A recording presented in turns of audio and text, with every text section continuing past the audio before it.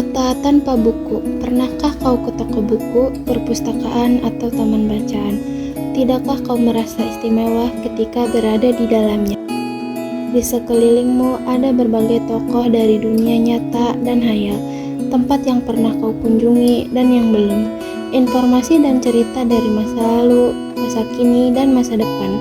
Semua berpadu, semua berada dalam genggamanmu. Saat berada di antara buku, tidakkah kau merasa menjadi raja dan ratu, ruang dan waktu, seolah menyatu tanpa batas? Kau bisa terbang melintas sekat negara dan melewati berbagai zaman. Kau bisa menyelam ke dalam samudera, melayang di angkasa, bercanda dengan aneka satwa, dan berkelana di tengah padatnya kota, juga di rimba raya. Kau tahu, buku adalah jendela dunia, kunci pengetahuan, dan pintu wawasan. Muhammad Hatta, sang proklamator, berkata, "Aku rela dipenjara, asalkan bersama buku, karena dengan buku aku bebas." Melalui buku, manusia terbebas dari ketidaktahuan. Tempat-tempat yang dipenuhi adalah harapan berkembangnya pengetahuan dan wawasan. Apa jadinya jika kota tanpa buku? Pantaskah dia disebut kota?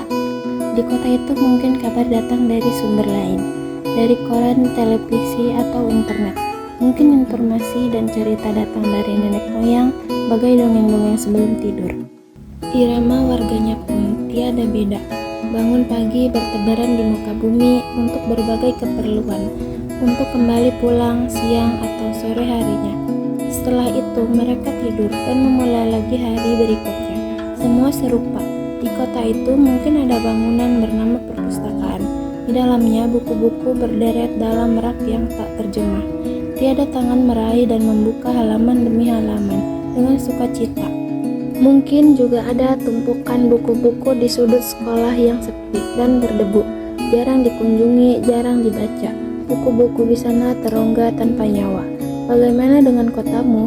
Mungkin kau tinggal di tengah kota yang megah, atau di gang sempit, di desa terpencil di sisi pesisir, atau di kaki gunung. Adakah perpustakaan, taman bacaan, atau toko buku di dekat rumahmu? Jika ada, apakah tempat itu menjadi wadah berkumpulnya anak-anak dan warga, menjadi pusat berkembangnya wawasan dan pengetahuan, atau hanya menjadi pajangan? Maukah kau menjadi orang yang menghidupkannya? Kau bisa mengunjunginya dan mengajak teman-teman membaca dan berbagai cerita di sana. Jadikan tempat itu sumber kegembiraan dan pengetahuan.